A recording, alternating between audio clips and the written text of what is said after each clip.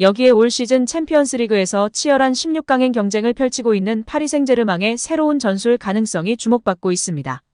프랑스 RMC 스포츠 등 현지 매체는 루이스 엔리케는 PSG를 챔피언스리그 16강에 진출시키기 위해 적절한 전술 계획을 가져야 한다며 루이스 엔리케 감독이 공격에서 펄스9을 고려하고 있다. 이강인과 아센시오가 PSG 펄스9의 메인 옵션이다. PSG가 펄스9을 가동할 경우 하무스의 활약은 적어질 것이다. 무아니는 오른쪽 윙으로 뛸 수 있고 덴벨레와 함께 로테이션을 하게 될 수도 있다고 전했습니다. 또한 루이스 엔리케 감독이 어떤 결정을 내릴지 지켜보는 것은 흥미로운 일이라고 덧붙이며 팬들의 관심을 받고 있습니다. 엔리케 감독이 전술 변경을 고려하고 있다는데요. 9번 공격수를 맡을 것으로 기대를 모았던 하무스는 11경기에서 도움 없이 2골에 그치고 있습니다. 덴벨레 역시 11경기에서 득점 없이 도움만 4개뿐. 그나마 콜로 무아니가 7경기에서 2골 2도움을 올리고 있지만 최근 3경기에서 득점 가뭄에 시달리고 있습니다. 은바페가 11경기에서 무려 13골을 터뜨려 공격진을 지탱하는 상황입니다. 엔리케 감독이 전술 변경을 고려하고 있다는 주장에 무게가 실리고 있습니다. RMC 스포츠는 랭스와 경기에서 엔리케 감독은 콜로 무아니가 출전 정지로 빠진 자리에 하무스를 선발 출전시켰지만 하무스는 이번에도 만족스럽지 못했다. 후반 시작과 함께 하무스를 비티냐로 교체하는 강수를 뒀고 이로 인해 이강인이 9번 자리에서 뛰게 됐다. 그리고 이 결정은 더 많은 움직임과 변화로 은바페가 더 많은 자유를 얻는 효과를 냈다고 조명했습니다. 만약 현지의 예상대로 이강인이 가짜 9번 폴스9으로 활약한다면 은바페와 조금 더 긴밀한 관계를 형성할 수 있는데요. 지난달 이강인이 브레스트를 상대로 첫 도움을 올렸을 때처럼 패스를 건네면 은바페가 마무리하는 장면이 자주 연출될 수 있습니다. 이강인이 최전방에 서 있다가 순간적으로 내려와 볼을 받고 은바페가 침투하는 타이밍에 패스하는 등 조력자 역할을 맡는다면 공격 포인트도 이전보다 늘어날 수 있습니다. 은바페의 마무리 능력이 탁월하기 때문인데요. 조금 더 익숙한 오른쪽 윙포워드가 가장 베스트겠지만 프랑스 컬렉션인 덴벨레와 무아니가 가장 첫 번째 옵션이기 때문에 여기는 일단 힘들 것 같습니다. 그래서 일단 다른 자리에서 뛰게 하는 것 같은데요. 왼쪽 미드필더가 나을지 폴스9이 나을지. 폴스9 위치에서 예전의 메시처럼 중앙에서 한 칸 내려와서 프리롤을 부여받고 자유롭게 플레이하면 더 좋을 것 같기도 한데요. 또한 프랑스의 푼 메르카토, RMC 등 언론들은 일제히 이강인 9번에 대한 기대감을 표현하고 있는데요. 또 프랑스 PSG 토크는 루이스 엔리케가 이강인 9번을 실험할 준비를 하고 있다. 곤살로 하무스를 제외시키고 이강인을 9번의 선택지로 할 수 있다고 보도했습니다. 이어 엔리케가 이강인을 가짜 9번으로 사용하는 것을 고려하고 있다. 이강인이 PSG 폴스9 1순위로 떠오를 수 있다. PSG는 오는 24일 AS 모나코와 일전을 치르는데 이강인을 전술적인 변화로 활용할 수 있다. 그 다음이 뉴캐슬과 챔피언스리그다고 전했습니다. 프랑스의 컬처 PSG 역시 같은 주장을 펼쳤다. 이 매체는 이강인의 좋은 활약을 앞세워 엔리케게 이강인을 9번으로 활용할 수 있다. 이 전략을 강력히 검토하고 있다.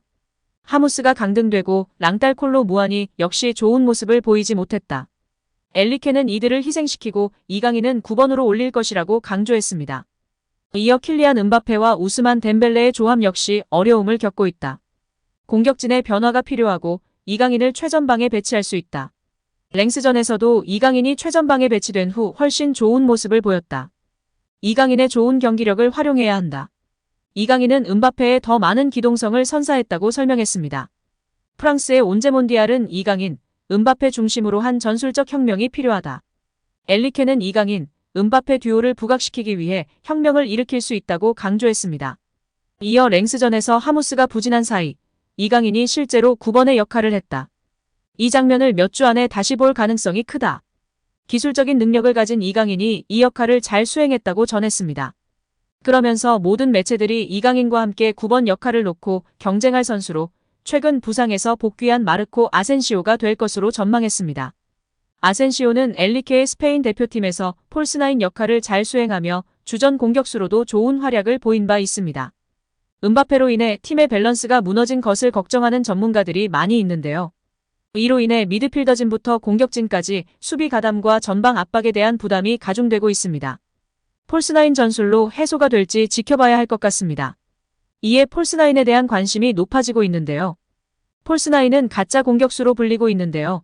자세히 살펴보면 이 선수는 스트라이커지만 득점은 주된 목적이 아닙니다. 마찬가지로 전진영 플레이메이커의 역할과 유사한 공격수로 보일 수도 있지만 어시스트를 쌓는 일 역시 폴스9의 주 임무가 아닙니다. 예전 바르셀로나에서 메시는 폴스9의 적절한 예가 될 수 있습니다. 폴스9은 빌드업 플레이의 중요한 구성원이자 다른 공격수들의 조력자입니다. 이 선수들은 전통적인 9번 선수의 시작점인 필드 최전방을 점령하지만 볼을 점유하는 중에는 뒤로 빠져 사실상의 추가 미드필더가 됩니다. 이 선수들은 중앙에서 볼을 차지하기 위해 노력하면서 미드필드의 수적 우위를 형성하고 상대 센터백을 포지션 밖으로 끌어내는 일을 돕습니다. 효율적인 폴스9은 그렇게 공격적인 마인드의 팀원들을 위한 빈틈을 만듭니다. 폴스9 역할의 핵심은 오프 더 볼 움직임인데 이는 포지션 사이에서 볼을 받기 위해 상대 중앙 수비수들과 거리를 벌리는 능력입니다.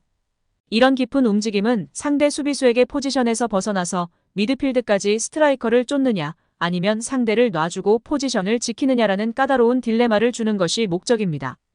여기에 올 시즌 파리 생제르맹이 영입한 선수 중에서 이강인의 활약이 높게 평가받고 있습니다. 프랑스 매체 르텐스포르트는 9일 PSG가 올 여름 이적 시장에서 영입한 선수들에 대해 언급했는데요. PSG는 지난 시즌 종료 이후 메시와 네이마르가 팀을 떠났지만 올 여름 이적 시장을 통해 이강인을 포함해 덴벨레, 무아니, 하무스, 아센시오, 우가르테, 에르난데스, 슈크리니아르 등 10명이 넘는 선수들을 영입해 선수단을 개편했습니다. 르텐스포르트는 PSG는 지난 여름 이적 시장을 통해 선수단을 새롭게 단장했다. 많은 선수들이 PSG에 합류했고 일부는 시즌 시작부터 인상을 남겼다며 PSG는 메시나 네이마르 같은 스타들이 사라졌고 프랑스 국적을 가진 선수들로 대체됐다. PSG에 좀 더 프랑스의 정체성을 부여했고 무아니와 덴벨레가 합류했다. PSG는 신예 미드필더 우가르테 영입을 위해 거의 6천만 유로를 지출하는 도박을 했다. 지난 시즌 부상으로 활약이 적었던 슈크리니아르는 PSG에서 부활했다고 평가했습니다. 특히 가장 예상치 못한 활약을 펼친 선수는 이강인이다. PSG 이적 이전에는 크게 알려지지 않았던 이강인은 훌륭한 발견이라는 것을 입증하고 있다며 이강인은 PSG에서 사랑을 받을 선수다. 차분한 성격과 함께 기술이 뛰어나다고 조명했습니다. 한편 이강인의 경쟁자로는 미드필더 비티냐와 오른쪽 윙어로 주로 나서는 우스만 덴벨레가 꼽히는데 소셜미디어를 통해 알 수 있듯이 현지 팬들은 이들이 나설 때보다 이강인 나설 때가 낫다는 의견이 줄을 잇고 있습니다. 이강인이 비티냐에 비해 UCL 등 큰 무대에서 압박감을 덜 느끼고 천재성을 보여주는 한편 덴벨레보다는 더욱 효율적이고 정교한 플레이를 펼친다는 것인데요. 프랑스 리그가 11라운드를 지나 시즌 중반으로 접어든 시점에도 PSG의 확실한 주전 조합과 포메이션을 규정하기는 힘든 상황입니다.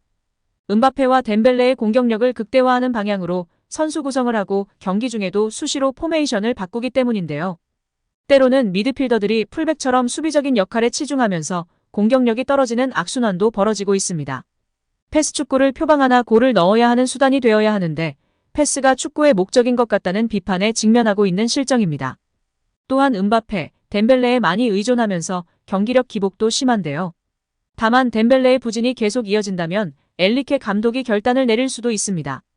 계속해서 답답하고 재미없는 축구를 할 것인지 이강인을 중용하며 더욱 창의적이고 공격적인 축구를 할 것인지 보수적인 선택을 해온 엘리케 감독의 변화와 결단이 필요한 시점입니다. 오늘 영상은 여기까지입니다. 끝까지 시청해주셔서 감사합니다. 늘 건강하시고 더 좋은 영상으로 찾아뵙겠습니다. 구독과 좋아요도 잊지 마시고 부탁드립니다. 감사합니다.